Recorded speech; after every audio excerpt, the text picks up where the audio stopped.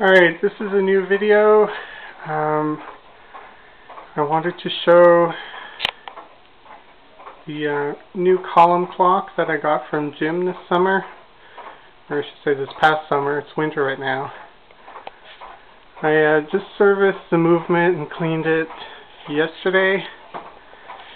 It has one of those Manross type Lear movements with the really fancy plates.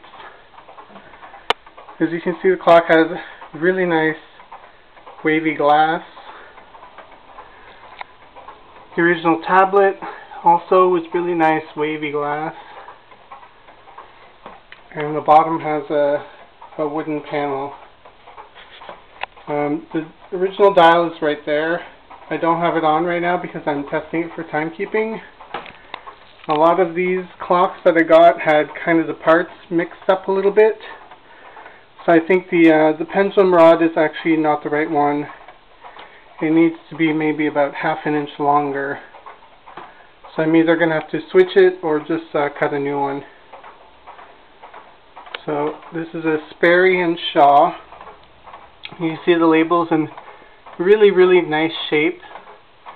If I sound a little bit out of breath, it's because I'm stuffed up. I have a bit of a cold right now. And Sperry and Shaw was a New York reseller. So a lot of his clocks often have different movements from different manufacturers. This one just happens to have this one, which is a really nice movement. And it has the typical Sperry and Shaw hands, which are this particular pattern.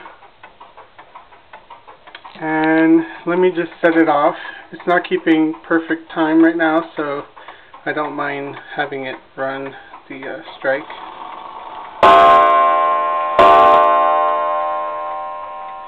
And there we go. I'm going to have pictures and more information on the blog. But it's a really nice piece. It just needed some case work. There were a bunch of chips, like this whole corner was chipped. This whole corner was chipped. There was a hole here, which you can kind of see in the glare of the light. And there were some more chips along here and along the bottom. It's all been repaired, and it's a pretty nice looking clock for my collection. Let me just scoot over so you can see the tablet a little bit better. And hopefully I'll be making a bookcase for all these books to go into soon. There we go.